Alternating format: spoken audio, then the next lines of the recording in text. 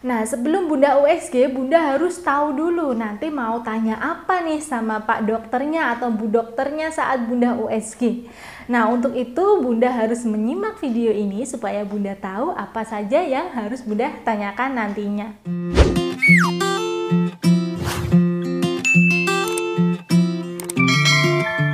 Halo, Assalamualaikum warahmatullahi wabarakatuh. Kembali lagi bersama Bidan Irawati, masih di channel Bunda Bidan Irawati. Apa kabar bunda-bunda semuanya? Semoga sehat dan lancar selalu ya. Jangan lupa selalu tersenyum dan semangat. Jadi USG itu penting sekali Bunda lakukan terutama saat awal kehamilan. Saat usia kehamilan paling tidak 7-8 minggu itu Bunda harus lakukan USG segera.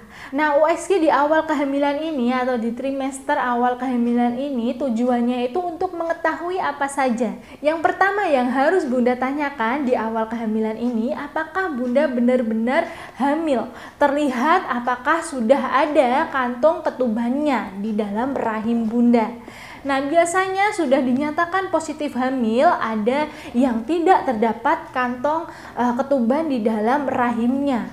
Biasanya hormon persalinan itu bisa terdeteksi positif, namun nyatanya di rahim Bunda itu tidak ada tanda-tanda kehamilan atau tidak ada kantong ketubannya yang terlihat. Nah, jadi penting sekali di awal kehamilan ini untuk melihat dan memastikan apakah Bunda ini benar-benar hamil. Dan jika sudah terlihat kantung ketubannya, itu apakah ada janinnya ya. Jadi biasanya ketika sudah terlihat kantong ketuban itu ada terbentuk janinnya juga. Namun ada juga kasus yang tidak terbentuk janinnya, tidak terlihat janinnya karena memang tidak ada janinnya di dalam kantung ketubannya. Kenapa bisa demikian? Itu bisa disebut juga dengan BO atau blended ovum. Ketika Bunda hamil hanya kantung saja dan tidak terdapat janinnya yang bisa berkembang di dalamnya. Namun ketika Bunda dinyatakan tidak ada janinnya di dalam kandungan Bunda, di dalam kantung ketubannya, itu Bunda tidak boleh langsung pesimis atau berkecil hati. Bunda bisa lakukan USG lagi di 2 minggu kemudian. Semoga di 2 minggu kemudian akan bisa terlihat janinnya di dalam kantung ketubannya. Mungkin perkembangan janin Bunda itu termasuk lambat, jadi proses pertumbuhannya itu akan tidak terbentuk secara cepat sehingga akan tidak terlihat di dalam USG ketika di USG awal. Nanti Bunda bisa mengulanginya lagi, USG lagi di kesempatan berikutnya di 2 minggu selanjutnya. Nah, ketika sudah benar ada janinnya di dalam kantong ketubannya, Bunda harus tanyakan lagi di mana posisi kantung ketuban ini menempel pada rahim Bunda.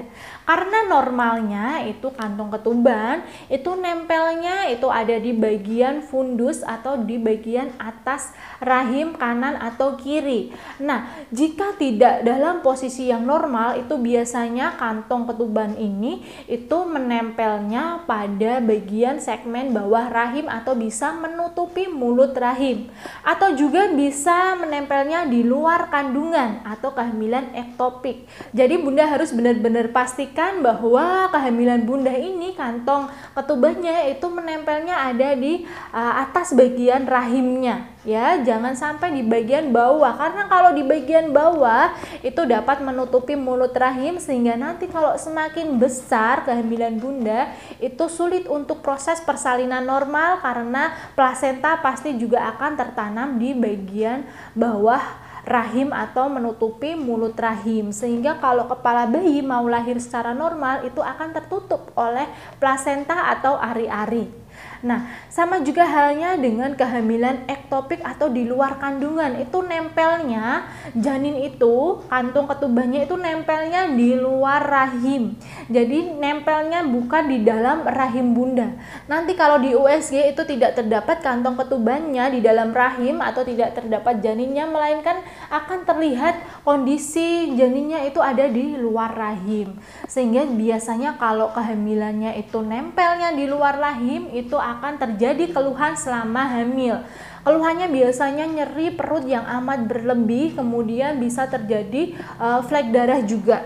Nah, kemudian setelah posisi janinnya sudah dinyatakan menempelnya itu di posisi yang normal, Bunda harus tanyakan lagi apakah di dalam rahim Bunda itu terdapat penyakit atau di luar rahim Bunda, di sel telur Bunda itu juga terdapat penyakit. Jika semuanya normal, tidak terdapat penyakit yang ditemukan, misalkan seperti miom, endometriosis, kemudian seperti kista, itu semuanya tidak ada, itu nanti akan bisa proses kehamilan Bunda bisa berjalan dengan normal dan sehat, perkembangan janinnya juga akan bisa berkembang dengan normal juga. Jadi karena tidak ada penyakit yang ditemukan ketika di kehamilan awal, nanti akan proses kehamilannya itu akan berjalan dengan lancar, perkembangan janinnya akan berjalan dengan lancar juga, dengan normal, tidak akan terganggu oleh penyakit-penyakit yang ditemukan karena di hasil USG-nya semuanya sudah aman, sudah normal, tidak ada penyakit apapun. Nah, kemudian setelah dideteksi sudah normal semuanya, kemudian dilihat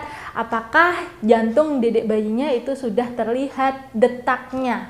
Ketika sudah terlihat detaknya, berapa detak jantungnya, apakah normal atau tidak. Kemudian dilihat lagi di bagian kepala janinnya, apakah sekat di dalam tengkoraknya, di dalam otak janinnya itu sekatnya itu normal, itu lurus. Nah, jika semuanya itu normal, itu kemungkinan janin Bunda itu sehat, tidak mengalami tekanan cairan di dalam rongga tengkoraknya. Dan kemudian Bunda bisa menanyakan berapa berat janinnya. Mungkin jika masih kecil itu akan dihitung panjang janinnya saja. Namun jika semakin besar usia kehamilan itu akan bisa dipastikan berapa berat janinnya. Nah, itu tadi hal-hal yang perlu Bunda tanyakan saat USG yang pertama atau di kehamilan yang awal.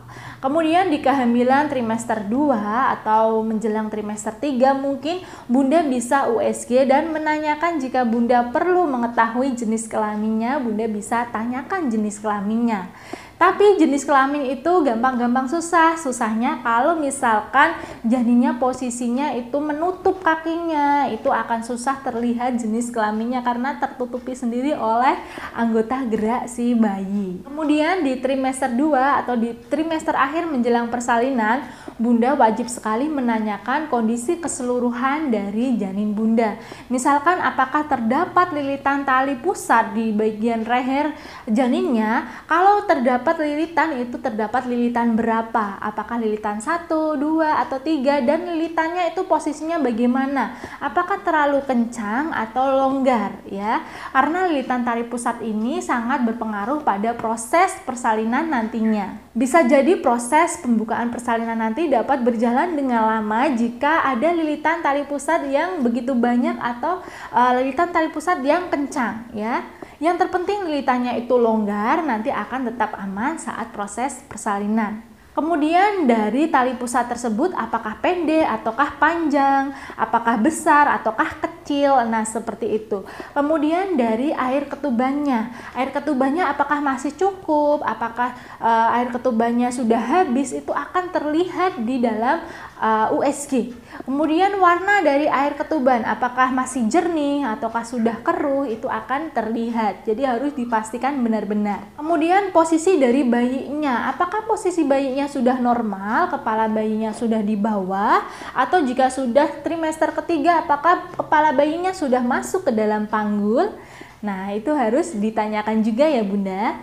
Kemudian dari posisi ari-ari atau plasentanya, apakah ari-arinya di kehamilan trimester 2 atau di trimester ketiga ini posisi ari-arinya masih dalam posisi yang normal, itu posisinya di atas tadi. Kemudian ari-arinya apakah sudah mengalami pengapuran. Nah, pengapuran itu ari-arinya itu bagian dari pembuluh darah yang terdapat di ari-ari itu sudah tidak bisa mengalirkan aliran darah dari ibu ke bayinya. Jadi pembuluh darahnya itu akan memutih, akan menyempit. Jadi aliran darah tidak bisa keluar melalui pembuluh darah tersebut. Sehingga kalau di USG itu terdapat putih-putih di bagian ari-arinya. Ari-arinya sudah mengalami pengapuran ya.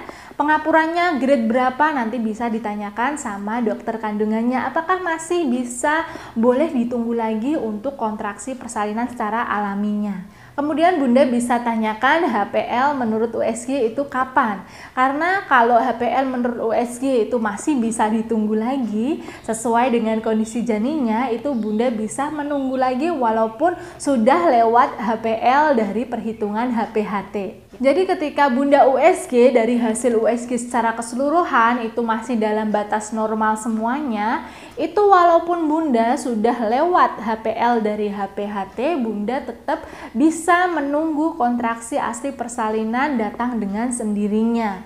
Asalkan hasil USG-nya normal itu tadi, jangan sampai ketika hasil USG Bunda itu sudah dinyatakan normal, Bunda masih bingung karena sudah lewat HPL sehingga Bunda langsung ingin segera dilakukan sesar, padahal masih bisa ditunggu saat kontraksi aslinya bisa datang dengan sendirinya dan Bunda nantinya bisa tetap bersalin dengan normal walaupun lewat dari HPL. Dan buat Bunda yang sudah HPL tapi belum lahir juga si dedek bayinya, Bunda harus USG lagi setiap minggunya.